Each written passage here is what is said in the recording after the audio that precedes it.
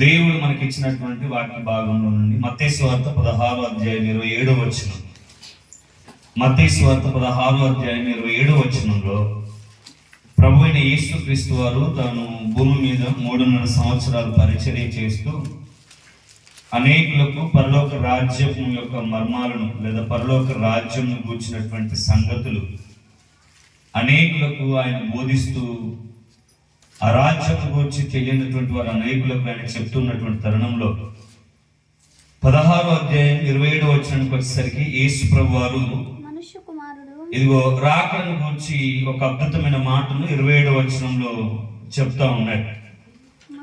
యేసు ప్రభు అంటున్న మాట ఏంటంటే, మనుష్య కుమారుడు తన తండ్రి మహిమ గలవాడై తన దూతలతో కూడా రాబోచున్నాడు. అప్పుడు ఆయన ఎవరి క్రియలు చొప్పున వానికి ఫలమిచ్చును అని రాశాడు. ఈ యొక్క మధ్యాహ్న కాల సమయంలో మన వాక్య భాగం ఏంటంటే, తీర్పులో నీ మీద సాక్ష్యము పలికేటివి ఇవే అనే అంశం మీద ఈరోజు కొద్ది నిమిషాలు ధ్యానం చేద్దాం. దేవుడు మాట్లాడుతున్న మాట ఏంటంటే, మనుష్య కుమారుడు తన తండ్రి మహిమతో కూడా మహిమ గలవాడై తన దూతలతో కూడా ఆయన రాబోచున్నాడు. అయితే వస్తానన్నటువంటి ఆయన ఖచ్చితంగా వస్తాడు.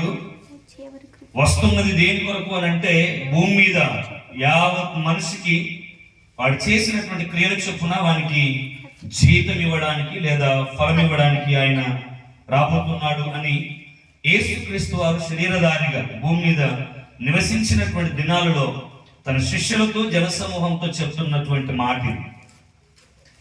వాస్తవానికి యేసు ప్రభు వారు 2020 సంవత్సరాల పూర్వం మానవుడిగా నరుడిగా ఈ భూమి మీదకి ఆయన ఏతించాడు.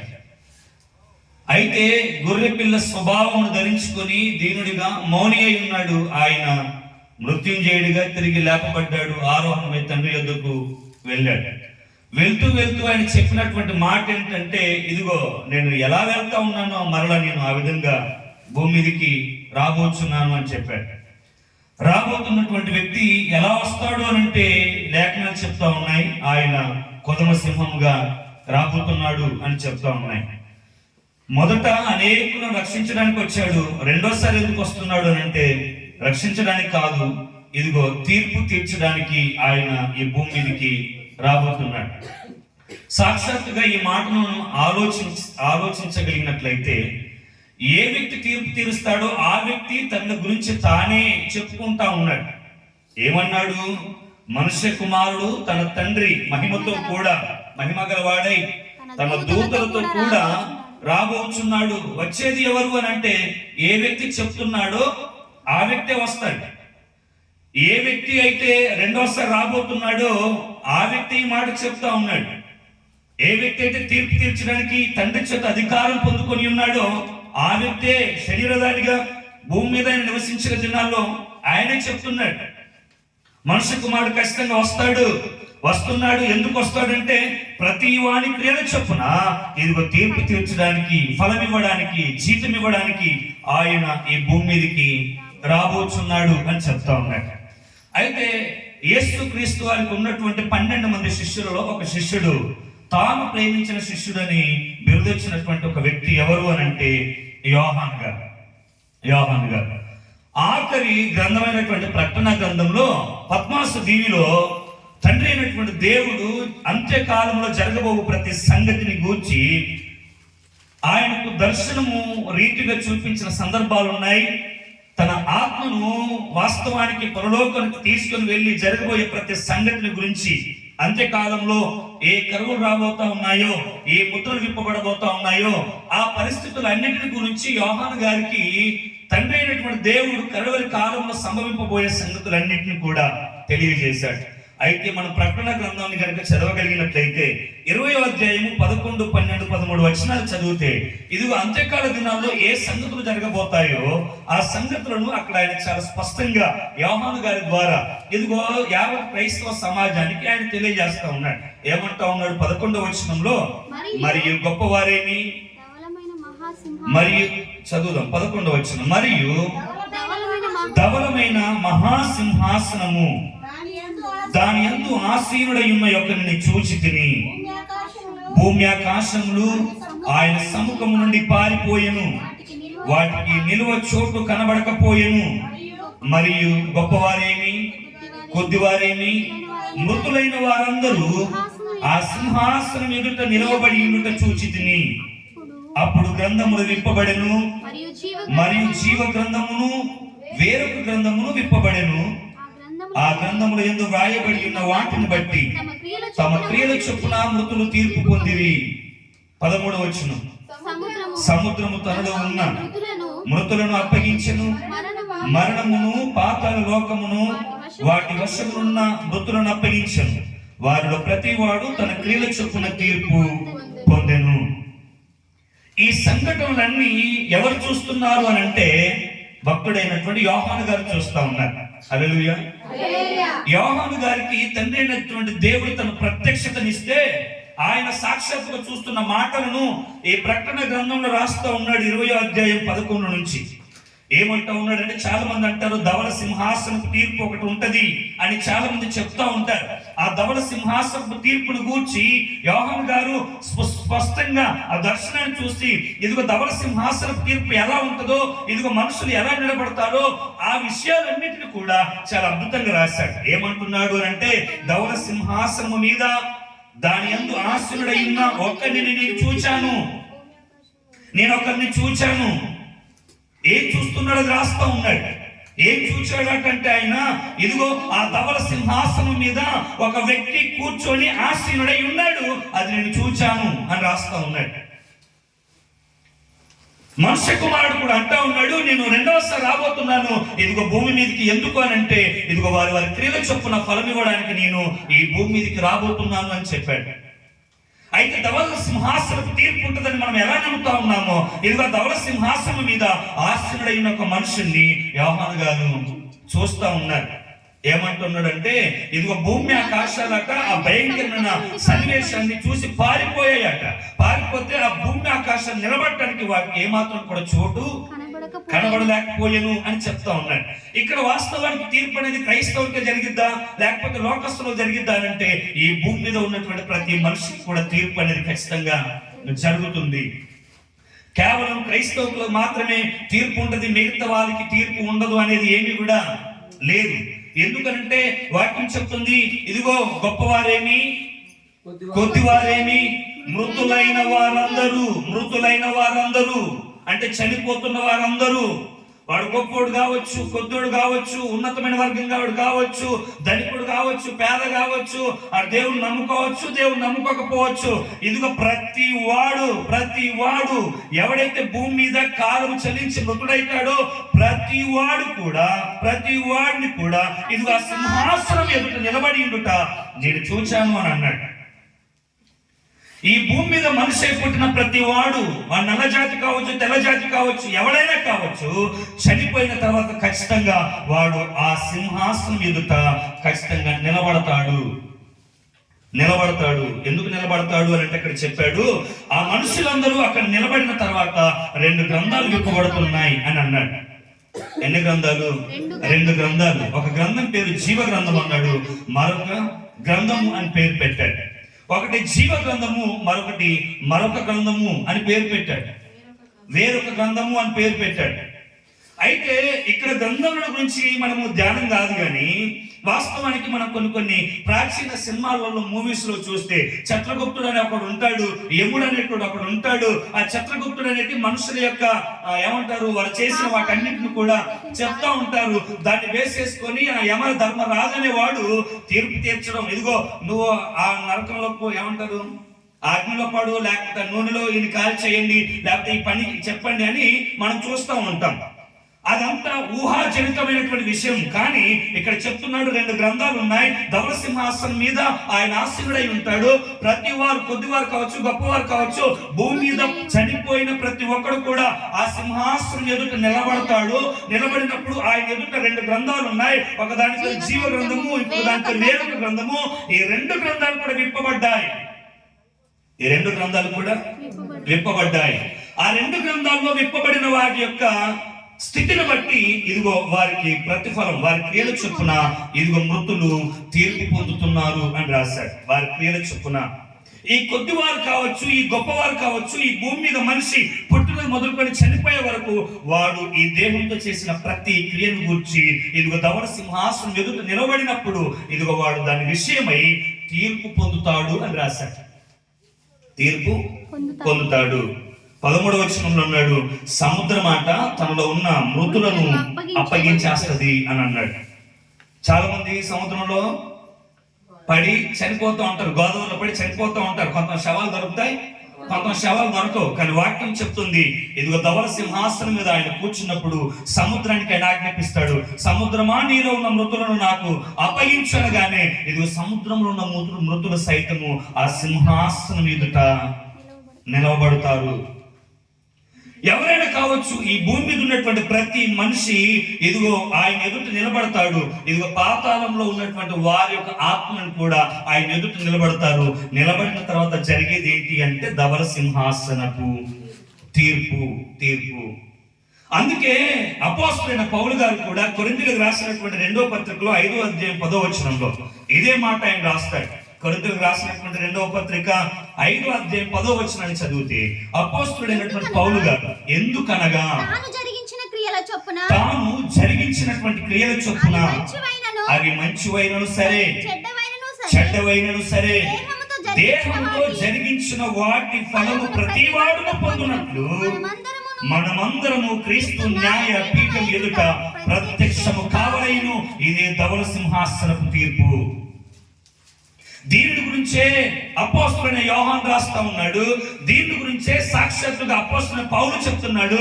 దీని గురించే రాబోతున్న మెస్సియా చెప్తున్నాడు, నేను దూతలతో రాబోతున్నాను. ఇదిగో మనుషులకు ఇదిగో నేను తీర్పును తీరుస్తాను, వారి తీర్పును బట్టి వారికి ప్రతిఫలము నేను ఇవ్వబోతున్నాను. అదే చెప్తున్నాడు. ఎందుకనగా ఇదిగో తాను జరిగించిన క్రియల చొప్పున అవి మంచివైనా సరే అవి చెడ్డవైనా సరే దేహంతో ఇదిగో ఈ దేహంతో ఈ శరీరంతో జరిగించిన వాటి ఫలమును ప్రతివాడు పొందుతాడు. ప్రతివాడు క్రైస్తవుడనే ఉందా, ఆత్మీయులనే ఉందా, సేవకులనే ఉందా, ప్రతివాడు అని అన్నాడు. ప్రతివాడు, అర్థమైందా? ప్రతివాడు భూమి మీద పుట్టి మరణించిన ప్రతివాడు. నువ్వు దేవుడు నమ్ముకున్నావా, దేవుడు నమ్ముకోలేదా కాదు, ప్రతివాడు. ఇదిగో నీ దేహంతో ఏ క్రియలు జరిగిస్తున్నావు, నీ దేహంతో ఏ పనులు చేస్తా ఉన్నావు, నీ దేహంతో నువ్వు పుణ్య కార్యాలు చేసినా, ఇదిగో నీ దేహంతో పాప క్రియలు చేసినా నీ పుణ్యములకు తీర్పు ఉంది, నీ పాపములకు తీర్పు ఉంది. ఇదిగో ఈ తీర్పులో నువ్వు నిలబడబోతా ఉన్నావు. తీర్పులో నువ్వు నిలబడబోతా ఉన్నావు. అయితే నా చిన్న ప్రశ్న ఏంటంటే, మనకు లోకంలో న్యాయస్థానాలు అనేటివి ఉంటాయి కదా, న్యాయస్థానాలు ఉంటాయి. న్యాయస్థానంలో అగ్రపీఠం మీద ఒక ఆయన కూర్చుంటాడు. ఆయన పేరేంటి? జడ్జి అని అంటారు కదా, జడ్జి అని అంటారు, లేదా న్యాయాధిపతి అని అంటారు ఆయన పేరు. అయితే ఆయన అక్కడ కూర్చుంటే ఇటు పక్కన ఒక బోన్ ఉంటుంది, ఇటు పక్కన ఒక బోన్ ఉంటుంది.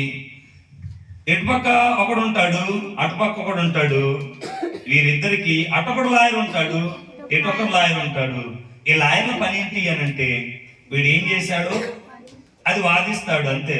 వీడు తప్పు చేశాడా, వీడు కరెక్ట్ చేశాడా, ఈ ఇరుపక్షాల ఏమంటారు సాక్ష్యాలను తీసుకొని అవన్నీ పరిగణనలు తీసుకొని ఇప్పుడు ఆ అగ్రపీఠం మీద ఉన్న పెద్ద ఆయన ఉన్నాడు చూసారా, ఆయన ఏం చేస్తాడు అని అంటే, ఇదిగో ఇన్ని సంవత్సరాలు 50 జీవ కారాగార శిక్ష, లేదా 30,000 కట్టాలి, లేకపోతే 3 నెలలు జైలు శిక్ష, లేదా సంవత్సరం జైలు శిక్ష, ఈ విధంగా. అయితే తీర్పు తీర్చే అతను దేన్ని బేస్ చేసుకున్నాడు అని అంటే సాక్ష్యాలు. దేన్ని బేస్ చేసుకున్నాడు దేన్ని బేస్ చేసుకుంటాడు? అవునా కాదా? తీర్పు తీర్చే న్యాయపతి దేన్ని బేస్ చేసుకుంటాడండి? సాక్ష్యాలే కదా, సాక్ష్యాలే. ఇరు పక్షాల దగ్గర నుంచి కూడా సాక్ష్యాలు సేకరిస్తారు. సరైన సాక్ష్యం లేకపోతే, సరైనటువంటి సాక్ష్యాధారాలతో ఇదిగో రుజువు కాలేదు కాబట్టి ఇదిగో మరొక రోజు హియరింగ్ ఉందని చెప్తాడు, డేట్ కూడా ఫిక్స్ చేస్తాడు. అవునా కదా? సాక్ష్యాలు చాలా ప్రాముఖ్యం తీర్పు తీర్చబడాలి అని అంటే. మరి ధవళ సింహాసనం మీద తండ్రి అయిన దేవుడు ఆశ్రయుడై ఉన్నప్పుడు ఇదిగో ఊరికనే ఆయన తీర్పుని తీర్చాడు. కొద్ది వారికి కానీ, గొప్ప వారికి కానీ, మృతులకు కానీ, భూమి మీద ఉన్నటువంటి ప్రతి వారికి కానీ, అది నామకార్థుడికి కానీ, అన్యుడికి కానీ, దేవుడు నమ్ముకోనుడికి కానీ, దేవుడు నమ్ముకోనని కానీ ప్రతి వారికి కూడా సాక్ష్యాలు కూడా అవసరమే కదా సార్. సాక్ష్యాలు ఖచ్చితంగా అవసరమే. ఎందుకు అవసరం అని అంటారా? యోహాను సువార్తలో తండ్రి అయిన దేవుడే చెప్పాడు సాక్షాత్తుగా. యోహాను సువార్త 8:17 చదువుదాం ఒకసారి. యేసు ప్రభువు చెప్పినటువంటి మాట, ఆయన మాటల్లోనే చూద్దాం. ఆయన ఏది చెప్పిన అబద్ధం చెప్పాడు, ఆయన మొత్తం సత్యమే చెప్తాడు.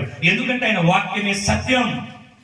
8:17 అంటాడు యోహాను సువార్త, మరియు ఇద్దరు మనుషుల సాక్ష్యము సత్యమని మీ ధర్మశాస్త్రంలో వ్రాయబడి ఉన్నది కదా. ఏంటంట? ఇద్దరు మనుషుల సాక్ష్యం అంట సత్యం. అవునా? ఇప్పుడు మనం పోలీస్ స్టేషన్కి వెళ్ళామనుకో, ఎవరు చూశారు అని అంటే, ఇదిగో నీ ఇంట్లో చూశాడంటే ఎస్ఐ గారు సాక్ష్యం సహకరిస్తాడా? అస్సలు సహకరించండి. నీ కుటుంబంలో ఇదిగో వాళ్ళు గొడవ వచ్చినప్పుడు మా నాన్నే ఉన్నాడు అని అంటే, అది కొంచెం నమ్మినా పూర్తిగా నమ్మడానికి వారికి అంగీకారం ఉండదు. ఎందుకంటే నువ్వు అబద్ధం చెప్తా ఉన్నావేమో, కాబట్టి ఇంకోరైనా ఉన్నారా అని అడుగుతారు. ఇద్దరు సాక్ష్యాలు చాలా బలమైనవి. అందుకే ధర్మశాస్త్రంలో, మోసే ధర్మశాస్త్రంలో కూడా ఇదిగో మీ తండ్రి అయిన దేవుడు మీకు అదే చెప్పాడు. శరీరధారిగా యేసుక్రీస్తు వారు భూమి మీదకి వచ్చినప్పుడు కూడా ఇదిగో ఆ మోసే ధర్మశాస్త్రంలో మాటను జ్ఞాపకం చేస్తూ, ఇద్దరు వ్యక్తుల సాక్ష్యాలు దృఢమని మీరు నమ్ముచున్నారు కదా. ఈ భూమి మీద న్యాయాధిపతి లేదా జడ్జి తీర్పు తీర్చాలి అనుకుంటే కూడా ఇద్దరు ముగ్గురు సాక్ష్యాలు మ్యాండేటరీ, అవసరమే. లేకపోతే ఆయన కూడా తీర్పు తీర్చలేడు. అందుకే అంటారు మీ పక్షాన సాక్షులు ఎవరు ఉన్నారా అని అంటారు. సాక్ష్యాలు అనేటివి చాలా ప్రాముఖ్యం. లోక సంబంధంగా ఒక వ్యక్తికి తీర్పు తీర్చాలి అని అంటే, ప్రతిఫలం ఇవ్వాలి అని అంటే, సాక్ష్యాలు ఏ విధంగా అత్యవసరము ప్రామాణికము అయ్యున్నాయో, తండ్రి అయిన దేవుడు కూడా తీర్పు తీర్చడం అనేది ఏదో నేను దేవుడిని కాబట్టి తీర్పు తీర్చేస్తా అలా తీర్చడండి. ఆయన అలా తీర్చడు.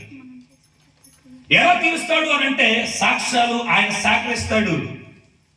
నేను దేవుణ్ణి, తీర్పు తెచ్చిన అధికారం ఉంది, వాడు మనుషుడు, వాడు నా చేత కలగజేయబడిన వాడు, నేనేం చెప్తే అదే అనడానికి ఆయన అన్యాయస్తుడైన దేవుడు కాదు. ఆయనకు కూడా పేరు పెట్టబడింది. ఆయన పేరు న్యాయాధిపతి అయిన దేవుడు. ఆయన ఎలాంటి వాడు అంటే, అన్యాయం చేత బాధింపబడుచున్నటువంటి వారికి ఆయన న్యాయం తీర్చగలిగినటువంటి దేవుడు ఆయన. అట్లాంటి అతను ఎలా ఇష్టానుసారంగా న్యాయం తీర్చేస్తాడు? ఆయన ఆ సింహాసనం మీద అసలే తీర్చడు ఆయన. కాబట్టి ఇదిగో ఈ యొక్క మధ్యాహ్న కాల సమయంలో మన వాక్య భాగం యొక్క విశిష్టత ఏంటి అని అంటే, ఇదిగో నీ మీద సాక్ష్యం పలికేది ఇవేవి. ఇదిగో నీ మీద సాక్ష్యం పలికేవి ఇవే.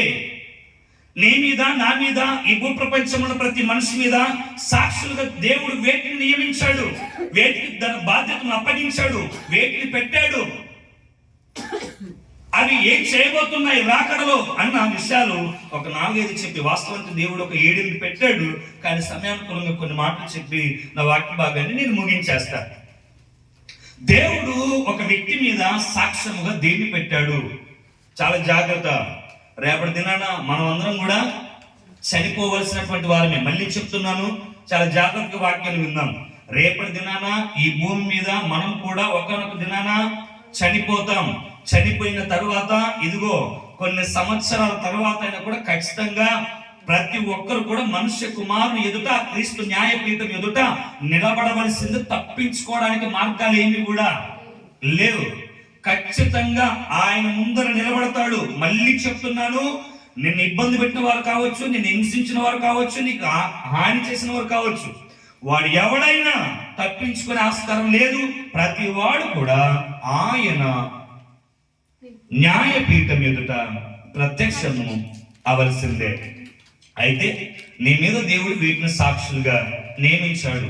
మొట్టమొదటి చూద్దాం. దావీదు గారు ఈ మాట అంటాడు. 2వ సమూయేలు గ్రంథము 1వ అధ్యాయం 16వ వచనాన్ని చదివితే ఒక మాట సమూయేలు రాసినటువంటి 2వ సమూయేలు గ్రంథము 1వ అధ్యాయం 16వ వచనంలో దావీదు మహారాజు మాట్లాడుతున్నటువంటి మాటను చూద్దాం ఒకసారి. చూద్దామా?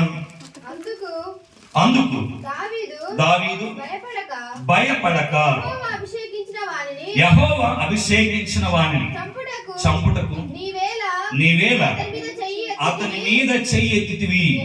యెహోవా అభిషేకించిన వానిని నేను చంపితినని నీవు చెప్పితివే. అక్కడ అండర్లైన్ చేసుకుంటే, నీ నోటి మాటయే నీ మీద సాక్ష్యము గనుక నీ ప్రాణమునకు నీవే ఉత్తరవాదిని వానితో చెప్పి తన వారిలో ఒకరిని పిలిచి నీవు పోయి వాడిని చంపమనగా అతడు వాడిని కొట్టి చంపాను. ఇక్కడ జరుగుతున్నటువంటి సందర్భం ఏంటి అని అంటే, సౌలు రాజుగా ఉన్నాడు, ఆయన చనిపోయాడు. అతని సంతతి వారందరూ కూడా చనిపోయారు. ఎవరి చేత చంపబడ్డారు అని అంటే అమాలేకుల చేత చంపబడ్డారు. అక్కడికి రాజు అయినటువంటి దావీదుకు ఈ విషయం తెలిసింది. అంతఃపురంలో అందరూ కూడా ఉపవాసం ఉండి ఏడుస్తూ ఉన్నారు. అయ్యో, బలాఢ్యులైనటువంటి వారు కూలిపోయారు అని అందరూ కూడా ఏడుస్తున్నారు. ఏడుస్తూ ఉంటే ఒకడు వచ్చాడు. వచ్చిన వాడు కూడా అమాలేకీయుడే. ఆ అమాలేకీయుడు పరుగుగానే అంతఃపురంలోకి రాగానే దావీదు వాడిని చూసి అంటా ఉన్నాడు, ఇదిగో నువ్వు తెచ్చినటువంటి వర్తమానము ఏంటి అని అడిగాడు. ఏంటి అని అంటే చెప్తా ఉన్నాడు, వాళ్ళు ఎలా చనిపోయారు. అయితే దావీదు అన్నాడు, యెహోవా అభిషేకించిన వాడిని నీవేలా చంపావు, చంపడానికి నువ్వు ఎందుకు భయపడలేదు అని అంటే, ఇదిగో చంపావని నువ్వే అంటా ఉన్నావు కాబట్టి నీ మాటే నీ మీద సాక్ష్యము పలుకును అని చెప్పేశాడు. నీ మాటే నీ మీద సాక్ష్యము. దేన్ని సాక్ష్యంగా దేవుడు పరిగణలో తీస్తాడో తెలుసా? ఇదిగో నీ నోటి మాట. హలో, ఏంటి మరోసారి చెప్తాం, ఏంటి? నీ నోటి మాట. మాట్లాడుతున్నామే మన మాటలు. పొట్టును మొదలుకొని చనిపోయే వరకు నువ్వు మాట్లాడుతున్నావు, చూసావు ఆ మాట. రోజు ఏం మాట్లాడుతున్నావు నువ్వు మాట్లాడే ప్రతి మాట కూడా సాక్ష్యం పలుకుద్దట. నీ నోటి నుండి బూతులు వస్తున్నాయేమో, నీ నోటి నుండి సరస్వతులు వస్తున్నాయేమో, నీ నోటి నుండి ఉచ్చరింప సత్యము గాని పరిశుద్ధాత్మ వరములతో కూడిన మాటలు ఒకరు వస్తున్నాయేమో నాకు తెలియదు. కానీ వాక్యం చెప్తున్న మాట ఏంటంటే, మనిషి మీద ఇదిగో సాక్షిగా దేవుడు దేన్ని పెట్టాడు అని అంటే మాటను, నీ నోటి మాట. అందుకే వాక్యం చెప్తుంది, వినుటకు వేగిరపడు గాని మాటలాడుటకు నిదానించు అని చెప్పింది వాక్యం. ఏం చేయాలంట? మనము వినటానికి వేగిరపడాలి, వినటానికి ఆసక్తి చూపాలి, మాట్లాడటానికి ఏం చేయాలి? నిదానించాలి. ఎందుకు? నీ నోటి మాటను బట్టి నువ్వు అపరాధివనియు, నీ నోటి మాటను బట్టి ఎదుగు నీవు నీతిమంతుడు అని తీర్పు పొందుతావు. మత్తయి సువార్తలో రాస్తాడు ఆయన. ఇవన్నీ చెప్పడానికి మన సమయం లేదు. అంటే దేవుడు ఒక వ్యక్తి మీద దేన్ని సాక్ష్యంగా పెడుతున్నాడు అని అంటే నీ నోటి మాట. దేన్ని చెప్పాలి? దేన్ని? ఎలా ఉంది మన నోటి మాట? హలో, నీ నోటి మాట ఎలా ఉంది? హల్లి చెప్దాం ఒకసారి దగ్గరగా. నాకు చూడండి, మన నోటి మాట ఎలా ఉంది? నీ నోటి మాట ఎలా ఉంది? ఇతరులతో నువ్వు ఎలా మాట్లాడుతున్నావు? ఒంటరిగా ఉన్నప్పుడు ఎలా మాట్లాడుతున్నావు? పొరుగు వారితో ఎలా మాట్లాడుతున్నావు? నీ పక్కన లేనప్పుడు వారి మీద ఏ విధంగా నీవు మాటలు చెప్తున్నావు? ఎలా మాట్లాడుతున్నావు? ఒకవేళ నువ్వు ఇష్టం వచ్చినట్టుగా నా నోరు, నా ఇష్టం, నా మాట అనుకుంటే వాక్యం చెప్తుంది, నీ నోటి మాటను బట్టి ఆ మాటే నీ మీద సాక్ష్యము పలుకుతుంది. బైబిల్ గ్రంథంలో ఒక వ్యక్తిని చూపించి రెండో దాంట్లోకి వెళ్ళిపోదాం. చదువుదాం ఒకసారి. మత్తయి సువార్త 26వ అధ్యాయము 73వ వచనాన్ని చదువుదాం ఒకసారి. మత్తయి సువార్త 26వ అధ్యాయం 73వ వచనాన్ని చదివితే, కొంతసేపు అయిన తరువాత అక్కడ నిలిచి ఉన్నవారు పేతురు వద్దకు వచ్చి, నిజమే, నీవును వారిలో ఒక్కడివే, నీ పలుకు నిన్ను గూర్చి సాక్ష్యం ఇచ్చుచున్నదని అతనితో చెప్పిరి. ఎవరి గురించి మాట్లాడుతున్నాడు అని అంటే పేతురుని గురించి మాట్లాడుతూ ఉన్నాడు. పేతురు ఎక్కడున్నారు అని అంటే చలి కాచుకునే మంట దగ్గర కూర్చొని ఉన్నాడు. యేసు ప్రభువు ఎక్కడున్నారు అని అంటే ఇదిగో చెరసాలలో బందీగా ఉన్నాడు. అక్కడ ఉన్నటువంటి వారు ఒక చిన్నది అంటున్నది, ఇదిగో నువ్వు ఆ బోధకుడితో తిరిగిన వారిలో నీవు ఒకటివి అని అంటే, నేను కాదు కాదు అని అంటా ఉన్నాడు. ఏమంటా ఉన్నాడు? ఆయన ఎవరు నాకు తెలియదు అని అంటా ఉన్నాడు. ఆయనతో తిరిగిన వాడు నేను కాదు అని అంటా ఉన్నాడు. అసలు ఆయనకు సంబంధమే లేదన్నట్టుగా మాటలు మాట్లాడేస్తా ఉన్నాడు ఈయన. ఎవరు అనంటే తన గురువుతో 3.5 సంవత్సరాలు పరీక్షలు తిరిగినటువంటి మత్తయ్య గారు. ఈ మత్తయ్య గారు ఎంత మహానుభావుడు, గొప్పవాడు అనంటే ఒకనొక దినాన యేసుప్రభు వారు అన్నారు, ఇదిగో మనుషులందరూ నా గురించి ఏమనుకుంటున్నారు అని అంటే అద్భుతమైన సాక్ష్యం ఇచ్చాడు మత్తయ్య. ఏమని? జనులైతే ఇర్మియా అంటా ఉన్నాడు, ఏలియా అంటా ఉన్నాడు, మోషే అంటా ఉన్నాడు, ప్రవక్తల్లో ఒకడంటా ఉన్నాడు. పేతురు, జనులందరూ అలా అనుకుంటా ఉన్నారు, కానీ నన్ను గురించి నీవు ఏమనుకుంటా ఉన్నావు? అయ్యా, నీవు సజీవుడమైన దేవుని కుమారుడు అయిన క్రీస్తు అని నేను ఎరుగుదును. అప్పుడు యేసుప్రభు వారు అంటారు, తండ్రి బయలుపరిస్తేనే తప్ప ఇది నీకు ఏమాత్రం కూడా తెలిసే అవకాశం లేదు. అటువంటి పేతురు గారు ఇక్కడ మాట్లాడుతున్నటువంటి మాట ఏంటంటే, కొంతసేపు అయిన తర్వాత అక్కడ నిలిచి ఉన్నవారు పేతురు వద్దకు వచ్చి, నిజమే, ఇదిగో నీవు కూడా వారిలో ఒకడివే, నీ పలుకు నిన్ను గురించి సాక్ష్యం ఇచ్చుచున్నదని అతనితో చెప్పిరి. ఏమి చెంది సాక్ష్యం? ఏంటిది? నీ మాట. పేతురు గురించి సాక్ష్యం ఇచ్చింది ఏంటి అని అంటే మాట. నీ పలుకే నిన్ను గూర్చి సాక్ష్యం ఇస్తుంది. అందుకే మనం మాట్లాడేటప్పుడు ఎలా మాట్లాడాలి? నోటికి ఎంత పెద్ద మాట వస్తే అంత పెద్ద మాట మాట్లాడదు. హలో, నోటికి ఎంత పెద్ద మాట వస్తే అంత మాట వద్దు. భర్తతో మాట్లాడేటప్పుడు, పిల్లలతో మాట్లాడేటప్పుడు, ఇరుగు పొరుగు వారితో మాట్లాడేటప్పుడు నీ మాట చాలా పొదుపుగా ఉండాలి.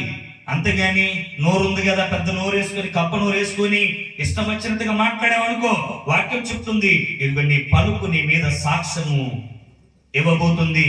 హల్లెలూయా. నీ పలుకే నీ మీద ఏం చేయబోతుంది అని అంటే సాక్ష్యము ఇవ్వబోతుంది. నీ పలికే నిన్ను ఇదిగో ధవళ సింహాసనం ఎదుట నిలబెట్టబోతుంది. ఏంటి అని అంటే నీ మాట. ఎలా ఉండాలి అలాంటప్పుడు మన మాట? హలో, ఎలా ఉండాలి? ఎలా ఉండాలి మాట? చెప్పండి, ఎలా ఉండాలి మన మాట? ఇష్టమా? నానూరు నివ్వడవయ్యా అనేటట్టు ఉండాలి మాట. మాట చాలా జాగ్రత్తగా ఉండాలి. లేకపోతే నువ్వు ఎక్కడ నిలబడతావు? ఎక్కడ నిలబడతావు? హలో, ఎక్కడ నిలబడతావు? ఎక్కడ నిలబడతావు? ఎక్కడ నిలబడతావు? ధవళ సింహాసనం ఎదుట నీవు నిలబడతావు. ధవళ సింహాసనం ఎదుట నీవు నిలబడతావు. ధవళ సింహాసనం ఎదుట నేను నిలబెట్టేది ఏంటి అని అంటే వాక్యం చెప్తుంది, నీ యొక్క మాట. హల్లెలూయా, హల్లెలూయా. దీని దగ్గర చేద్దాం. హల్లెలూయా, హల్లెలూయా. ధవళ సింహాసనం ఎదుట మనం దొరకపట్టేది ఏంటి? ధవళ సింహాసనం ఎదుట మనం దొరకపట్టేది ఏంటి? నోటి మాట. చెప్పాలి, ఏంటి? మన నోటి మాట. కాబట్టి మాట విషయంలో మనం ఎలా ఉండాలి? చెప్పాలి, మాట విషయంలో ఎలా ఉండాలి? చాలా జాగ్రత్తగా ఉండాలి. రెండోది చూద్దాం ఒకసారి.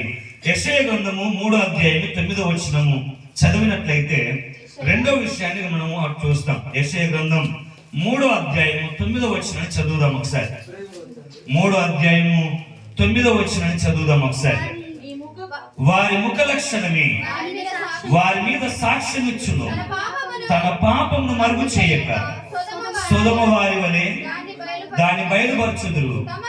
తమకు తామే వారు కీడు చేసుకుని ఉన్నారు, వారికి శ్రమ. రెండోది, ఏది మన మీద సాక్ష్యము పలుకుతుంది అని అంటే వాక్యం చెప్తుంది, వారి ముఖ లక్షణమే వారి మీద సాక్ష్యము ఇచ్చును. రెండోది ఏంటంట? వారి ముఖ లక్షణమే వారి మీద సాక్ష్యము ఇచ్చును, సాక్ష్యము పలుకును. అర్థమైందా? ఎన్నోది? హలో, ఎన్నోది? రెండోది. మొదటిదేంటి? మన నోటి మాట. నోటి మాట ఏం చేస్తుంది? నీ మీద సాక్ష్యం ఇస్తుంది. రెండోది ఇక్కడ చెప్పాడు, మీ ముఖ లక్షణమే వారి ముఖ లక్షణమే వారి మీద సాక్ష్యం ఇచ్చును అన్నాడు. ముఖ లక్షణం అంటే ముఖానికి చాలా లక్షణాలు ఉంటాయి కదా. ముఖానికి చాలా లక్షణాలు ఉంటాయి. ఉంటాయా? ఉంటాయి. ప్రతి ఫేస్, ప్రతి ముఖం కూడా ఖచ్చితంగా లక్షణాన్ని కలిగి ఉంటుంది. ఒక వ్యక్తి ఇలా అన్నాడు. ఎలా అన్నాడు అని అంటే, నీ ముఖాన్ని బట్టి నీ నీ ప్రజెంట్ సిచ్యువేషన్ ఏంటో చెప్పొచ్చు అని అన్నాడు. ఎలా చెప్పొచ్చు? నేను కోపం ఉన్నాను అనుకో, నీ ఈజీగా నీ కోపం ఉన్నాని ఎవరన్నా నేను చెప్పుకోకపోయినా నీకు అర్థమైపోతుంది. ఎలా ఎలా ఎలా హలో ఎలా? హల్లెలూయా హల్లెలూయా హల్లెలూయా హల్లెలూయా హల్లెలూయా. ఎలా ఎలా ఎలా? ముఖ లక్షణం. ఇప్పుడు నేను కోపంగా ఉన్నట్టుగా నీకు ఎలా తెలుసు? నేను చెప్పలేదు కదా. ఇట్లా చూస్తా ఉన్నా ఊరికే, నేను ఊరికి అలా చూస్తా ఉంటే నీకు ఆటోమేటిక్ ఏమర్థమైంది? నీ కోపంగా ఉన్నాడు. నేను బాగా నవ్వుతా ఉన్నాను అనుకో, అప్పుడు ఏమైంది? ఏంటి ఈరోజు ఎంత హ్యాపీగా ఉన్నావు అని అంటా ఉంటావు కదా. నేను అదే ఏడ్చినట్టు ఇట్లా ముఖం పెట్టాను అనుకో, అప్పుడు నువ్వేమంటావు? అసలు నువ్వు ఏడవడానికి కారణం ఏంటి అని అంటావు. నేను చెప్పట్లేదుగా ఇవన్నీ చెప్పట్లేదుగా. నీ కోపంగా ఉన్నానని చెప్పలేదు, నాకు లోన బాగా సంతోషం ఉందని చెప్పలేదు, లేకపోతే నేను ఏడుస్తున్నానని కూడా నీకు చెప్పలేదు. ఎలా తెలిసింది నీకు? ఎలా తెలిసింది? ముఖ లక్షణం. కొంతమంది అంటారు, ఇది ఉదయాన్నే అనవసరంగా ఆమె ఫేస్ ని చూశాను. ఎందుకంటావు నువ్వు ఈ మాట? ఎందుకు? ముఖ లక్షణమే. వాక్యం చెప్తుంది, ఇదిగో వారి ముఖ లక్షణమే వారి మీద సాక్ష్యం ఇచ్చును అని అన్నాడు. అంటే రెండోది, ధవళ సింహాసనం ఎదుట ప్రతి మృతులు మరణించిన తర్వాత ఇదిగో సాక్ష్యం ఇచ్చేది ఏంటంటే, ఇదిగో నువ్వు కలిగి ఉన్నటువంటి నీ ముఖ లక్షణం, నీ ముఖ కవలికలు. కాబట్టి మన ముఖం ఎలా ఉండాలి? ఎల్లప్పుడు కూడా సంతోషంగా ఉండాలి కదా. ఎల్లప్పుడు ఎలా ఉండాలి మన ముఖ లక్షణం? ఇస్తుందా ఇవ్వదా సాక్ష్యం? ఇస్తుందా ఇవ్వదా? ఇస్తుందా ఇవ్వదో బైబిల్ గ్రంథంలో నుంచి వెళ్ళే ఒక మాటను మీ ముందు పెడతాను. ఒకనొక దినాన ఆదికాండంలో ఒక సంఘటన జరిగింది. 4వ అధ్యాయంలో, ఆదికాండం 4వ అధ్యాయంలో 6-7 వచనాల్లో ఒక సంఘటన జరిగింది. దేన్ని బట్టి దేవుడు సాక్ష్యం చెప్తా ఉన్నాడు అని అంటే, ఇదిగో యెహోవా కయీనుతో నీకు కోపమేలా, ముఖము చిన్నబుచ్చుకొని ఉన్నావేమి, నీవు సత్క్రియ చేసిన ఎడల తలెత్తుకొనవా, సత్క్రియ చేయని ఎడల వాకిట పాపము పొంచి ఉన్నను, నీ ఎడల దానికి వాంఛ కలుగును, నీవు దాన్ని ఏలుదువు అని చెప్పాడు. జరిగిన సంఘటన ఏదైతే ఏమి కానీ, ఇదిగో ఇక్కడ ఒక వ్యక్తి ఉన్నాడు. ఆ వ్యక్తి పేరు ఏం పేరు అని అంటే కయీను. చెప్దాం, ఏం పేరు ఆయన పేరు? కయీను. కయీనుతో ఒక వ్యక్తి మాట్లాడుతున్నాడు, ఆయన పేరు యెహోవా. ఆయన ఏమంటున్నాడు అని అంటే, కయీను నీకు కోపమేలా అని అన్నాడు. నీకు కోపమేలా? కయీను ఏమైనా చెప్పాడా పోయి దేవుడితో నాకు చాలా కోపం ఉందని? లేదు, చెప్పలేదు. కానీ కయీనుకు కోపం ఉందని దేవుడికి ఎలా తెలుసు అని అంటే, వాడి ముఖం చిన్నబుచ్చుకున్నాడట. అర్థమైందా? కొంతమంది అంటారు, నా కొడుకు గింతంత ముఖం వేసుకొని పోయాడు అని అంటా ఉంటారు కొంతమంది. అవునా? ముఖం అంతా చిన్నపోయింది, అనవసరంగా ఆ మాట అనకుండా ఉంటే బాగుండేది అని అంటా ఉంటాం అప్పుడప్పుడు కదా. ఇక్కడ కయీను కూడా ఏం చేశాడు అని అంటే, ఇదిగో 2-3 విషయాలు ఉన్నాయి ఆయనలో. ఒకటి, కోపంతో ఉన్నాడు. రెండోది, ముఖాన్ని చిన్నబుచ్చుకున్నాడు. మూడోది, నువ్వు సత్క్రియ చేస్తే నీ తలను ఎత్తుకుంటావు, నీ తలను దించుకొని ఉన్నావు అని చెప్తా ఉన్నాడు. దేనిని బట్టి దేవుడు సాక్ష్యం ఇస్తున్నాడు అని అంటే, ఇదిగో యెషయా గ్రంథంలో చెప్పాడు కదా, వారి ముఖ లక్షణమే వారి మీద సాక్ష్యం ఇస్తుంది. నువ్వు ఈ రోజు అనుకుంటా ఉన్నావు, నా ముఖం ఇలా ఉంటే ఎవడు పట్టించుకుంటానంటే, పట్టించుకునేవాడు ఒక ఉన్నాడు. నా ముఖం ఏడిస్తే నన్ను పట్టించుకునేవాడు వాడు ఉన్నాడు. నా ముఖం సంతోషంగా ఉంటే పట్టించుకునేవాడు వాడు ఉన్నాడు. నా ముఖం ఇలా పెట్టుకుంటే బాగా బిర్రగా పెట్టుకొని ఇట్లా బాగా చూసి పాపంతో నన్ను పట్టించుకునేవాడు ఎవడు ఉన్నాడు అని అంటే, ఒక అతను ఉన్నాడు. ఆయన చూశాడు కయీను నువ్వు ఎందుకు కోపడ్డావు? ఎలా తెలుసు ప్రభు అంటే, నీ ముఖం చెప్తుంది అని అన్నాడు. నీ ముఖం చెప్తుంది, నీ ముఖం సాక్ష్యం ఇస్తుంది. నీ ముఖాన్ని చిన్నబుచ్చుకున్నావు, అదే సాక్ష్యం ఇస్తుంది. అందుకే అనవసరమైన వాటి విషయాల్లో మన ముఖాన్ని ఏం చేసుకోవద్దంటే కోపాలు లేకపోతే ఇట్లాంటివి ఏం కూడా మనం చూపించడానికి ఇష్టపడకూడదు. 2 విషయాలు చెప్పాను. ఒకటి, ఇదిగో దేవుడు సాక్షిగా ఈ భూమి మీద, ఒకటి నీ నోటి మాటను పెట్టాడు సాక్షిగా, రెండోది నీ ముఖ లక్షణాన్ని పెట్టాడు. గుర్తుపెట్టుకో. కొంతమంది ఏం చేస్తారో తెలుసా, ఏంటిది ముఖంతోనే బెదిరించేస్తూ ఉంటారు, అవునా కదా? ఇట్లా బెదిరించేస్తూ ఉంటారు. ఎక్కువ భార్య భర్తలు ఉన్న వారికి ఇది బాగా ఏమంటారంటే అనుభవం అయిపోతూ ఉంటుంది. భర్త ఏం చేస్తాడు, పనులు గురికి సంగట్లు ఎవరో చేస్తే ఇంకా ఆమె భయపడిపోతూ ఉంటుంది. అంటే ఇక్కడ ఏమైపోతా ఉంది, ఆ ముఖ లక్షణంతోనే ఏం చేస్తా ఉన్నాడు. పిల్లలు తల్లిదండ్రులు కూడా ఏం చేస్తారు, కన్నెర్ర చేశారంటే కదా పిల్లలు కూడా భయపడుతూ ఉంటారు. పిల్లలు కూడా ఏం చేస్తారు అప్పుడప్పుడు తల్లిదండ్రుల్ని. అంటే ముఖంతోనే శాసించే జనాంగం ఉంది. ఆ జనాంగంతో ప్రభు అంటా ఉన్నాడు, ఇదిగో నీ ముఖ లక్షణమే నీ మీద సాక్ష్యము ఇచ్చుతుంది, సాక్ష్యం చెప్తుంది. అందుకే మనం ఈ 2 విషయాల్లో చాలా జాగ్రత్తగా ఉండాలి. మూడోది చెప్తాను, మూడో దానికి వెళ్ళిపోదాం. అదే యెషయా గ్రంథం 59వ అధ్యాయం 12వ వచనం చదువుదాం ఒకసారి. యెషయా గ్రంథం 59వ అధ్యాయము 12వ వచనం చదువుదాం. మేము చేసిన తిరుగుబాటు క్రియలు నీ ఎదుట విస్తరించి ఉన్నవి, మా పాపములు మా మీద సాక్ష్యము పలుకుచున్నవి. మా తిరుగుబాటు క్రియలు మాకు కనబడుచున్నవి, మా దోషములు నీకు తెలిసే ఉన్నవి. మూడోది, మా పాపము మా మీద సాక్ష్యము పలుకుచున్నది. మూడోది ఏంటట, పాపం. మొదటిది ఏంటి, నోటి మాట. రెండోది ఏంటి, మన ముఖ లక్షణం. మూడోది ఏంటి, పాపం.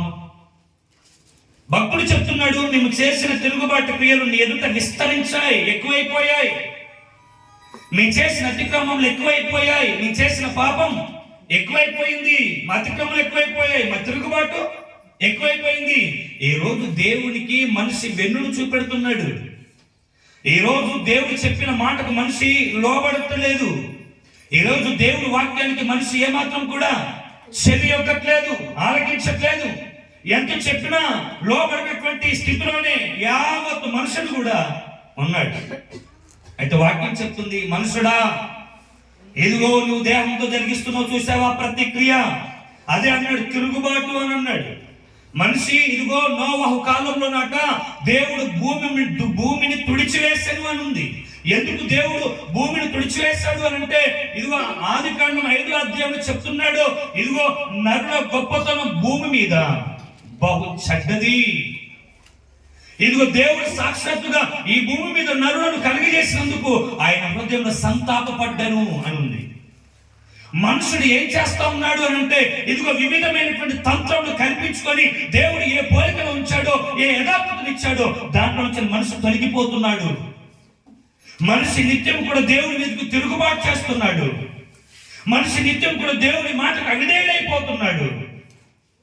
వాక్యం చెప్తున్నటువంటి మాట ఏంటంటే, ఇదిగో మనుషుడా నీ తిరుగుబాటు క్రియలు అని చెప్పాడు. నీ తిరుగుబాటు క్రియలు, ఇదిగో నీ పాపమే నీ మీద సాక్ష్యము పలుకుచున్నది. అవునా కదా? ఏం చేస్తుందట, మన పాపము మన మీద సాక్ష్యము పలుకుచుంది. పలుకుతుందా పలకదా? ఒకడు నీ మాట, ఇదిగో నీ పాపం నిన్ను పట్టుకుంటది అని అంటాడు. పాపం ఏం చేస్తుంది, మనిషిని పట్టుకుంటది, సాక్ష్యము పలుకుద్ది. పాపం కూడా ఒకనొక దినాన్ని ఏం చేస్తుందో తెలుసా, ఆయన ఎదుట నోరు తెరిచి మాట్లాడేస్తుంది. మీకు ఒక మంచి టాస్క్ ఏంటి అని అంటే, బైబిల్ గ్రంథంలో పాపమే నోరు తెరిచి మాట్లాడిన సందర్భం ఉందా? ఎక్కడుంది? అదే ఆదికాండం 4వ అధ్యాయము 9-10 వచనాలు చదువుదాం ఒకసారి. అదే ఆదికాండం 4వ అధ్యాయం 9-10 వచనాలు. యెహోవా నీ తమ్ముడైన హేబేలు ఎక్కడున్నాడని కయీనును అడుగగా అతడు నేనెరుగను, నాకు తెలియదు, నా తమ్ముడికి నేను కావలివాడునా అనను. అప్పుడు ఆయన నీవు చేసిన పనేంటి, నీ తమ్ముని రక్తము యొక్క స్వరం నేలలో నుండి నాకు మొర్ర పెట్టుచున్నది. పాపం మాట్లాడేస్తా ఉంది.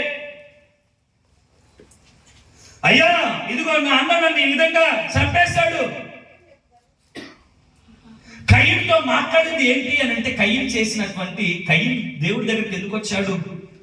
దేవుడు కయ్యం దగ్గరికి రావాల్సిన ఆవశ్యకత ఏంటి అని అంటే, ఇదిగో తన తమ్ముడైనటువంటి హేబేలు యొక్క రక్తము ఏం చేస్తా ఉందటంటే భూమి నుంచి మొరపెడతా ఉంది. ఆ స్వరాన్ని ప్రభు విన్నాడు.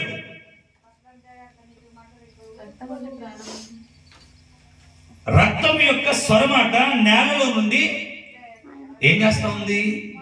మొరపెడుతుంది. అంటే ఇప్పుడు ఎక్కడుంది? వాస్తవానికి హేబేలు ఏమైపోయాడు? చనిపోయాడు. అతని రక్తం, అతని ప్రాణం ఏం చేస్తా ఉంది? చెప్పాలి, ఏం చేస్తా ఉంది? దేవునికి మొర పెడతా ఉంది. ఇప్పుడు ఆ మొరవిని ఎవరి దగ్గరికి వచ్చాడు దేవుడు? కయ్యన్ దగ్గరికి వచ్చాడు. కయ్యన్ దగ్గరికి వచ్చి ఏమంటా ఉన్నాడు? నీ తమ్ముడు ఎక్కడ? నీ తమ్ముడు ఎక్కడ? నీ తమ్ముడు ఎక్కడ అంటే ఏమన్నాడు? నేను కావాలన్నా. ఈ కయ్యను తండ్రి దగ్గరికి పోయి కూడా అడిగాడు. ఆదాము నేను ఎక్కడ అడిగాడా లేదా? కయ్యనుతో కూడా అదే అడిగాడు. కయ్యను నీ తమ్ముడు ఎక్కడ అన్నాడు. ఆదాం దగ్గరికి పోయి కూడా ఏమన్నాడు? ఆదామా నువ్వు ఎక్కడ?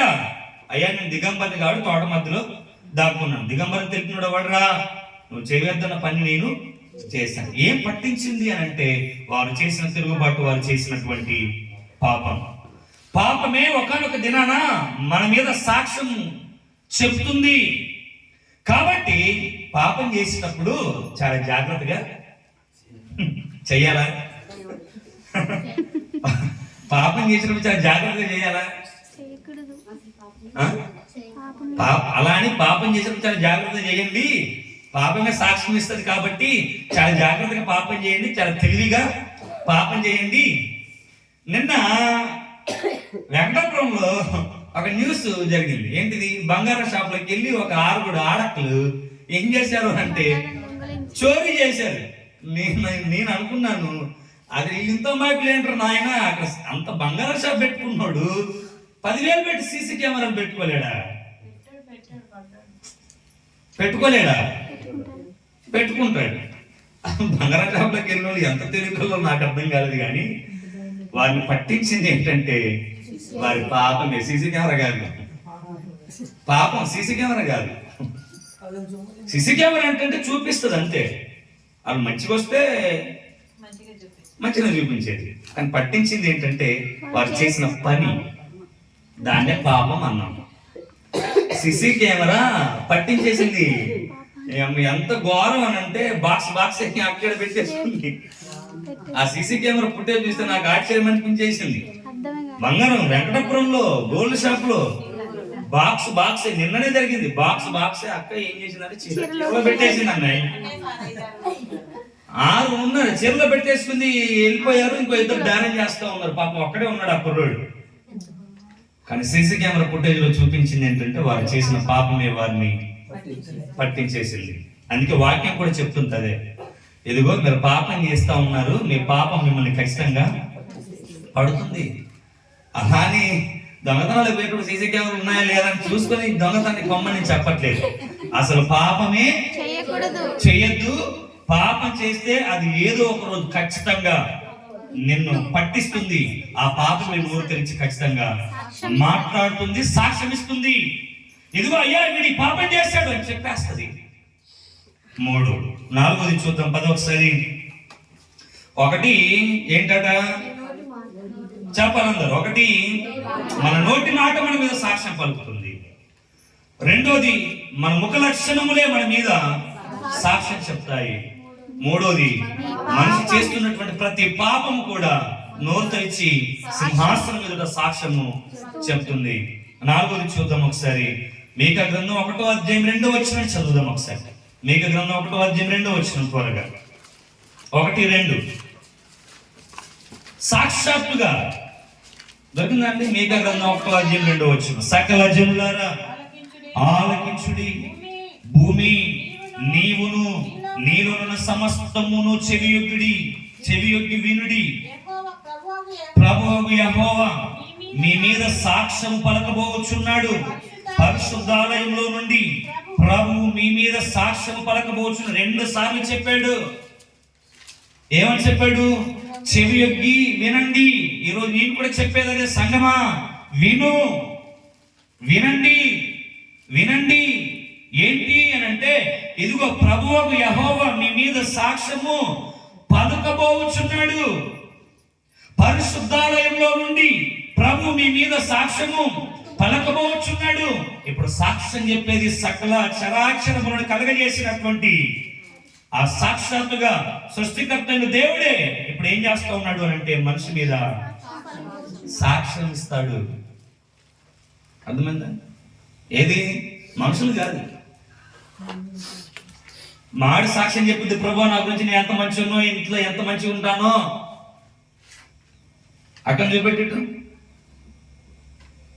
మావిడ సాక్ష్యం ఇచ్చిద్ది, ప్రభు పోయినాక మావిడ సాక్ష్యం ఇచ్చిద్ది, నేను ఎంత ప్రేమగా చూసుకున్నానో, నేను ఎన్ని చీరలు కొనిచ్చాను, నేను ఎంత బంగారం కొనిచ్చాను, నేను ఎంత మంచిగా చూసుకున్నాను, ప్రభు ఇదిగో మా ఆవిడ పక్కనే ఉందిగా, అడుగు అని అంటే, అమ్మా ఇదిగో మీ ఆవిడ గురించి కొంచెం మంచిగా సాక్ష్యం చెప్తావా అంటే ఆమె అడగవలసిన పని లేదు. ఎందుకు? ఆల్రెడీ నీ నోటి మాటను సాక్ష్యంగా పెట్టేసుకున్నాడు, నీ ముఖాన్ని సాక్ష్యంగా పెట్టేసుకున్నాడు, నీ పాపను చేసిన దాన్ని కూడా సాక్ష్యంగా పెట్టేసుకున్నాడు. ఈ 3 మిస్టేక్ చేసిన సాక్షాత్ ఆయనే ఇప్పుడు అంటాడు, నేనే సాక్ష్యం చెప్తాను, ఎవరు అవసరం లేదు. ధర్మశాస్త్రం ఏమంటుందంటే 2 సాక్షులు ఉంటే సరిపోద్ది. ఇప్పుడు ఎన్ని సాక్షులు అయ్యాయి? 4 సాక్షులు అయ్యాయి. ఇప్పుడు ఎంత దృఢంగా దేవుడు పెట్టాడు. ఇదిగో ప్రభువు యెహోవాయే నీ మీద సాక్ష్యము పలకబోచున్నాడు. ఆయన పలుకుతాడా పలకడా? హలో, ఆయన సాక్ష్యం ఇస్తాడా ఇవ్వడా? ప్రతి మనిషి గురించి, నీ గురించి, నా గురించి, ప్రతి ఒక్కరి గురించి ఆయన సాక్ష్యం ఇస్తాడు. ఎలా ఇస్తాడు అని అంటే, నిర్గమకాండం సంఖ్యాకాండం 12వ అధ్యాయం 1, 2, 3 వచనం తొందరగా చదువుదాం ఒకసారి. సాక్ష్యం ఇస్తాడు. బైబిల్ గ్రంథంలో ఆయన సాక్ష్యం ఇచ్చేశాడు. మనకు దేవుడు దృష్టాంతములుగా ఇదిగో గ్రంథంలో ఉంచాడు. సంఖ్యాకాండం దొరికిందా? 12వ అధ్యాయం 1, 2, 3 వచనాలు తొందరగా. మోషే కూషు దేశపు స్త్రీని పెళ్లి చేసుకుని ఉండెను గనుక అతడు పెళ్లి చేసుకుని ఆ స్త్రీని బట్టి మిరియాము అహరోనులు మోషేకు విరోధంగా మాట్లాడారు. వారు మోషే చేత మాత్రమే యెహోవా పలికించిన ఆయన మా చేతను పలికింపలేదా అని చెప్పుకొనగా యెహోవా ఆ మాట వినెను. మోషే భూమి మీద ఉన్న వారందరూ మిక్కిలి సాత్వికుడు కనుక మీరు ఎలా అతని మీద ఇలా మాట్లాడేశారు. ఇదిగో మీరిద్దరు కూడా రండి. ఎక్కడికి? ప్రత్యక్ష గుడారం యొద్దకు రండి. ఎవరున్నారు? మోషే విన్నాడా? హల్లెలూయా. మోషే విన్నాడా? మోషే గురించి మాట్లాడుతున్నా. మోషే భార్య విందా? పోనీ లేదు. మోషే ఎక్కడ ఉన్నాడు? భార్య ఎక్కడ ఉంది? అహరోను మిరియాం కూర్చొని మాట్లాడుతున్నారు. ఇదిగో మోషేతోనే మాట్లాడించాడా? మనతో మాట్లాడించలేదా? ఈ మాటలన్నీ సనుగుతా ఉంటే సాక్షాత్తుగా ఒకతను విన్నాడు, ఆయన యెహోవా. ఆయన విని ఊరుకుండగా ఇదిగో ఆయనతోనే మాట్లాడుతున్నారేంటి? రండి ప్రత్యక్ష గుడారం యొద్దకు అని ఏం చేశాడు దేవుడు తెలుసా? పిలిచాడు. ఎవరు చెప్తున్నారు ఇప్పుడు సాక్ష్యం? మోషే ఇదిగో నీ మీద ఇలాగా మాట్లాడారు వీళ్ళు. చెప్తున్నారా లేదా మోషేతోని? హలో, చెప్తున్నారా లేదా? ప్రభువా ఎందుకు ప్రత్యక్ష గుడారం యొద్దకు రమ్మంటున్నావు అని అడగడా మోషే దేవుణ్ణి? ఎందుకు రమ్మంటున్నావు అని అంటే, అప్పుడు మోషేతో దేవుడికి వెళ్ళి ఇలా ఉండొచ్చు, ఇదిగో వీరిద్దరు నీకు వ్యతిరేకంగా మాట్లాడారు నేను విన్నాను. ప్రభువా అలా ఎలా మాట్లాడతారు? అహరోను నా అన్నే, మిరియాము నా అక్క, అహరోను నా అన్న. ఇదిగో నా మీద వాళ్ళు అలా మాట్లాడటానికి వీలు లేదు ప్రభువా అని చెప్తే ఆయన అంటాడు, లేదు వారు మాట్లాడారు, దానికి నేనే సాక్ష్యం. 4వది ఎవరున్నారో తెలుసా సాక్ష్యంగా? దేవుడే సాక్ష్యం చెప్తాడు. నువ్వు లేనప్పుడు కానీ నీ ఇరుగు పొరుగు వారి గురించి కానీ ఎవరైనా మాట్లాడారనుకో, నువ్వు వినకపోవచ్చు, కానీ ఇదిగో ఆయన వింటున్నాడు. ఆయన సాక్ష్యము వాళ్ళందరినీ బయటకు రప్పిస్తాడు. వాడు సూసైడ్ చేసుకున్నా, వాడు సముద్రంలో దొరికినా, వాడు ట్రైన్ కింద పడ్డా, వాడు బస్ కింద పడ్డా, వాడు ఎంత చచ్చిపోయినా ఒకనొక దినాన్ని అక్కడ కనబడతారు. అప్పుడు దేవుడు అంటాడు, ఇదిగో ఫలానా మరియమ్మ గురించి జాషువా ఎందుకు వ్యతిరేకంగా మాట్లాడు? లేదు లేదు ప్రభు అంటే, మరియమ్మ వినకపోవచ్చు కానీ మరియమ్మ గురించి తప్పుడుగా మాట్లాడుతూ ఉంటే సాక్షాత్తుగా తండ్రి అయిన దేవుడు విన్నాడు. ఆయన అందుకే అంటాడు, ఇదిగో చెవులో చెప్పుకున్నవి కూడా ఎక్కడ వినబడతాయట? ఎక్కడ? చెవులో మరొగై ఉన్న చోటున చెప్పుకొని మాట్లాడిన గుసగుస ముచ్చట్లు కూడా ఎక్కడ వినబడతాయి? మిద్దె మీద వినబడును అంటాడు మత్తయి సువార్తలో. ఎక్కడ? మిద్దె మీద బహిరంగ చెప్పేస్తాడు అప్పుడు. అర్థమైందా? అందుకే నేను చెప్పే మాట ఏంటంటే, ఇతరుల గురించి మనం అసలు తప్పుడుగా వారు లేనప్పుడు మనం మాట్లాడుకోవద్దు. అసలు పొరుగులతో మనకు సంబంధమే లేదు. అర్థమైందా? మనము ఒక వ్యక్తి గురించి మాట్లాడుతున్నాము అని అంటే ఆ వ్యక్తి మన మధ్యలో ఉంటేనే మాట్లాడాలి తప్ప లేకపోతే మాట్లాడొద్దు. లాస్ట్ చెప్పేసి నేను ముగించేస్తాను నా వాక్య భాగాన్ని. హబక్కూకు గ్రంథం 2వ అధ్యాయం 10వ వచనం చదువుదాం ఒకసారి. హబక్కూకు గ్రంథం 2వ అధ్యాయం 10వ వచనం. నీవు చాలా మంది జనములను నాశనం చేయించు, నీ మీద నీవే నేరస్థాపన చేసి ఉన్నావు. నీ దురాలోచనల వలన నీ ఇంటి వారికి అవమానము తెచ్చి ఉన్నావు. 11వ వచనంలో అన్నాడు, గోడలోని రాళ్ళు మొరపెట్టుచున్నవి, దూలములు వాటికి ప్రత్యుత్తరం ఇచ్చుచున్నవి. గోడలోని రాళ్ళాట మొర్రపెట్టుచున్నవి అని అన్నాడు. అర్థమైందా? హల్లెలూయా. 5వది, రాళ్ళు సాక్ష్యం చెప్తాయి నీ మీద. ఏవి? నీకు అర్థం కాని విషయం ఏంటో తెలుసా? మీ ఇంట్లో మీ గోడలకు రాళ్ళు ఉన్నాయా లేవా? ఉన్నాయా లేవా? ఉన్నాయి. మాది సిమెంట్ ఇల్లు కాదు కాబట్టి, మాకు ఇటుకలు లేవు కాబట్టి, మాది సిమెంట్ ఇల్లు కాదు, పునాదికి మేము రాళ్ళు నిర్మలక్క తేరవలేదు. అసలు మా గోడలు ఇటుకయే కావు. అబ్బా, ఇప్పుడు మేము ఎంతనైనా ఇంట్లో మాట్లాడుకోవచ్చు. అర్థమైందా? ఇంట్లో ఎంతనైనా మాట్లాడుకోవచ్చు. ఎందుకు? రాళ్ళు సాక్ష్యం ఇస్తాయి. ఏం సాక్ష్యం ఇస్తాయి? ఇదిగో గోడలోని రాళ్ళు మొర్ర పెట్టుచున్నవి. ఎవరికి మొర్ర పెడతా ఉన్నాయి? దేవుడికి మొర్ర పెడతా ఉన్నాయి. కానీ ఇప్పుడు ఈ బంగ్లాలు లేని వాళ్ళు సంతోషపడతారు, సంబరపడతారు. మన గుడిసె అంతేనా? ఎస్కేప్ అయిపోయినట్టేనా? అందుకే అన్నాడు, దూలములు వాటికి ప్రత్యుత్తరం ఇచ్చుచున్నవి. దూలాలంటే కర్ర, గుమ్మాలు కర్ర. అది కూడా ఏం చేస్తుంది భయ్యా? అన్నా చెప్పాలి. అక్క ఏం చేస్తుంది? సాక్ష్యం చెప్పుద్ది. నీ దూలాలు నీ మాట వింటాయి, నీ గోడలోని రాళ్ళు మాట వింటాయి. అర్థమైందా? నువ్వు అనుకుంటావు ఆ రాయికి జీవం ఉంది అనుకుంటా ఉన్నావు, కానీ వాక్యం చెప్తుంది ఆ రాయి నీ మీద సాక్ష్యము చెప్తుంది. చెప్తుందా లేదా? హలో, చెప్తుందా లేదా? గా రాయట సాక్ష్యం ఇస్తాను. ఒకసారి అల్లేలు చెప్పండి. హల్లెలూయా. అది ఆ రాయి ఎలా సాక్ష్యం ఇస్తుంది? దానికి నోరుందా సాక్ష్యం ఇవ్వడానికి? దానికి నోరుందా సాక్ష్యం ఇవ్వడానికి? నిజమే కదా. మరి రాయి ఎలా సాక్ష్యం ఇస్తుంది అని అంటే, యెహోషువ గ్రంథంలో రాయి సాక్ష్యం ఇస్తుందో లేదో చాలా అద్భుతంగా యెహోషువ గారు రాశారు. 24వ అధ్యాయం 26, 27 వచ్చిన తొందర చదువుదాం ఒకసారి. యెహోషువ గ్రంథం 24వ అధ్యాయం 26, 27 వచ్చిన. దేవుని ధర్మశాస్త్ర గ్రంథంలో ఆ వాక్యములను వ్రాయించి పెద్ద రాత్రి తెప్పించి యెహోవా పరిశుద్ధ స్థలములోనున్న సింధూర వృక్షం క్రింద దాన్ని నిలవబెట్టి జనులందరితో ఇట్లా నేను ఆలోచించుడి, యెహోవా మనతో చెప్పిన మాటలన్నీ ఈ రాతికి వినబడిను గనుక అది మన మీద సాక్షిగా ఉండును. మీరు దేవుణ్ణి విసర్జించిన యెడల అది మీ మీద సాక్షిగా ఉండును. ఏది సాక్షిగా ఉంటది? రాయి ఏం చేసిందట? ఇదిగో మోషే రాయించిన ధర్మశాస్త్రంలో జరిగిన ప్రతి సంగతిని కూడా సింధూర మస్తకి వృక్షం క్రింద ఇదిగో చదివించాడు. ఆ మాటలన్నీ ఏవి విన్నాయి? రాయి విన్నది. జనులు విన్నారు, రాయి విన్నది. ఇదిగో మా పూర్వంలో మా పితరులు మాకు వినిపించలేదు, మాకు చెప్పలేదు అని అంటే మీరు అబద్ధం మాట్లాడితే, ఇదిగో మీతో పాటు రాయి కూడా ధర్మశాస్త్రంలో రాయించిన ప్రతి సంగతిని రాయి విన్నది. ఇప్పుడు ఈ రాయి ఏం చేస్తాడంటే, ఆ రాతికి వినబడిన గనుక అది మీ మీద సాక్షిగా చెప్పాలి. ఏం చేస్తాడు? రాయి సాక్షిగా ఉండును. చనిపోయిన తర్వాత ఏం చేస్తారు? చాలా మంది సమాధుల కాడ సాక్ష్యప్రాయ అంటారు. రాయిని తీసుకొని వస్తారు, అక్కడ పెడతారు.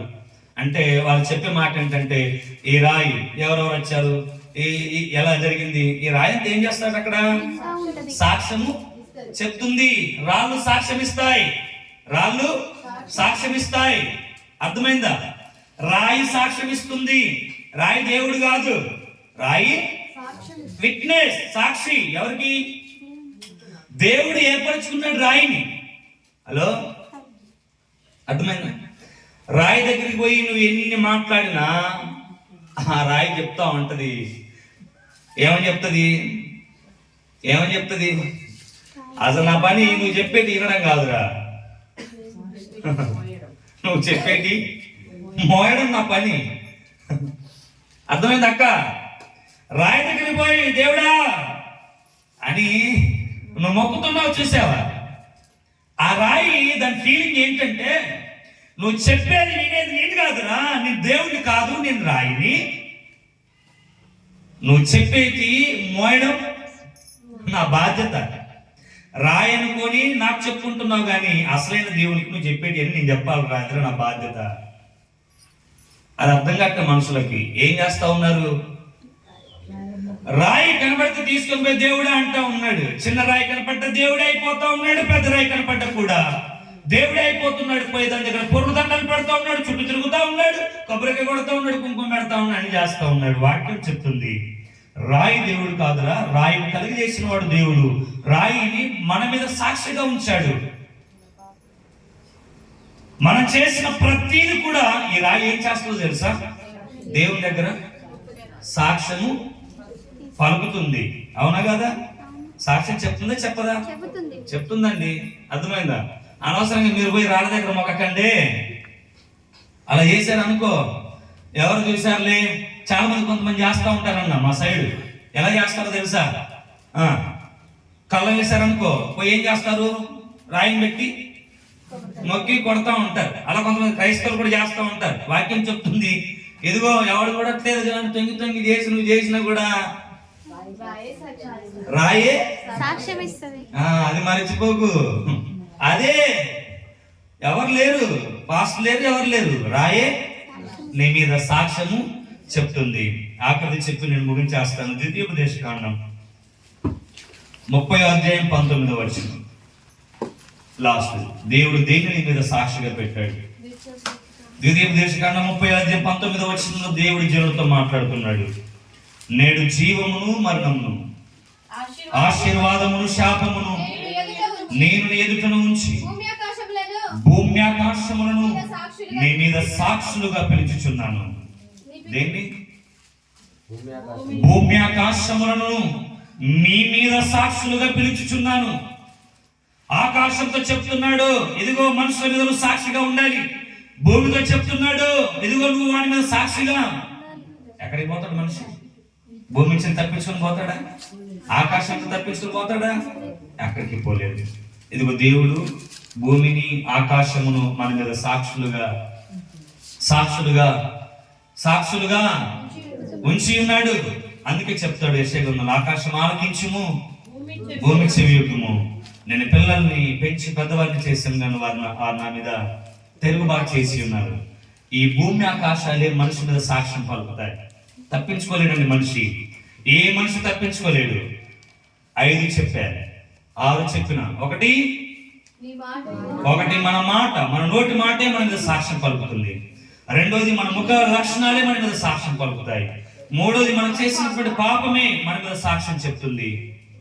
నాలుగోది సాక్షాత్తుగా దేవుడని యెహోవాయే మన మీద సాక్ష్యం చెప్తాడు. ఐదవది గోడలోని రాళ్ళు ఇదిగో మన మీద సాక్ష్యం చెప్తాయి. ఆరోది భూమి ఆకాశములు మన మీద సాక్ష్యం చెప్తాయి. ఏడోది ఉందా? సంపూర్ణం చేసేద్దాం. ఓకేనా? చదివి క్లోజ్ చేసుకుందాం. మొదటి యోహాను పత్రిక, మరి అదొకటి పెట్టాలి. మొదటి యోహాను పత్రిక 5వ అధ్యాయం 7వ వచనం. మొదటి యోహాను పత్రిక 5వ అధ్యాయం 7వ వచనం. తొందరగా బైబిల్స్ మూసేశారా? మొదటి యోహాను పత్రిక 5వ అధ్యాయం 7వ వచనం. తొందరగా. సాక్ష్యం ఇచ్చేవారు ముగ్గురు, అనగా ఆత్మయు నీళ్లును రక్తమును ఈ ముగ్గురు ఏకీభవించి ఉన్నారు. ఈ సాక్ష్యాలు. ఏడవది ఏంటిదట? ఆత్మయు నీళ్లును రక్తమును ఈ ముగ్గురు ఏకీభవించి ఉన్నారు. ఇవే సాక్ష్యం ఇస్తాయి. ఇవే సాక్ష్యం ఇస్తాయి. అర్థమైందా? మనుషుడు ఎక్కడికి తప్పించుకోపోతాడు? ఇక మనుషుడు ఎక్కడికి పారిపోతాడు? అందుకు దావిది భక్తుడు అంటాడు, అయ్యా పాతాళంలోకి వెళ్ళిపోయినా అక్కడ నీవు ఉన్నావు అయ్యా. అగాధం అంతరిక్షంలోకి ఎక్కిపోదాం చూసినా అక్కడున్న నీవు ఉన్నావు.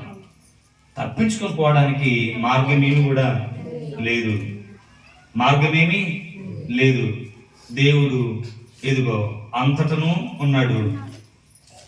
అందరి మీద దేవుడు సాక్షులను నియమించాడు. చాలా జాగ్రత్త. నీ నోటి మాట చాలా జాగ్రత్త. మీ ముఖ లక్షణాలు చాలా జాగ్రత్త. మీరు చేసే పాపం విషయంలో మీరు చాలా జాగ్రత్త.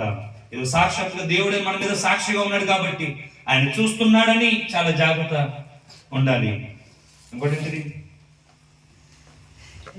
రాళ్ళు మన మీద సాక్ష్యం చెప్తాయి. జాగ్రత్త. ఇదిగో నీళ్లు రక్తము ఆత్మ మన మీద సాక్షిగా ఉన్నాడు. ఇప్పుడు మనుష్య కుమారుడు మాట్లాడిన మాట ఏంటంటే, ఇదిగో నేను మహిమతో దూతలతో కూడా రాబోతున్నాను. భూమి మీద ఉన్నటువంటి యావత్ సంతతికి నేను తీర్పు తీరుస్తాను. ప్రతిఫలాన్ని నేను ఇస్తాను. అదే ధవల సింహాసనం తీర్పు. తీర్పు తీర్చాలంటే ఊరికే తీర్చడు. సాక్షులు ఖచ్చితంగా కావాలి. ఇదిగో ఆయనకు ఇన్ని సాక్షులు ఉన్నాయి.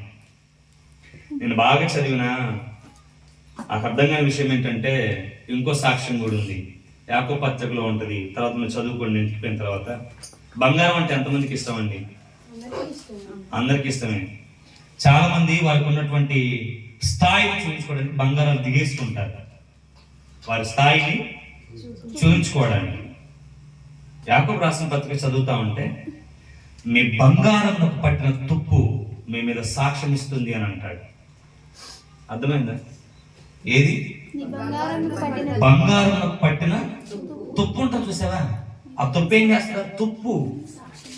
బంగారం పట్టిన తుప్పు ఏం చేస్తుంది? నీ మీద చాలా జాగ్రత్త. బంగారం బంగారం అనుకుంటా ఉన్నావు, అది కూడా సాక్ష్యం ఇస్తుంది. చాలా జాగ్రత్త. ఇన్ని సాక్ష్యం దేవుడు పెట్టుకున్నాడు కాబట్టి మన ఆత్మీయ జీవితంలో మనం చాలా జాగ్రత్తగా బ్రతకాలి. ఒకనొక దిన ఖచ్చితంగా మనం మరణిస్తాం. తీర్పులో మాత్రం మనం నిలబడకూడదు. నిలబడినా తీర్పుల నుంచి తప్పించుకునే విధంగా ఇక్కడ మనం బ్రతకాలి. అటు కృప దేవుడు మనకు సమృద్ధిగా అనుగ్రహించును గాక. ఆమేన్. హల్లెలూయా.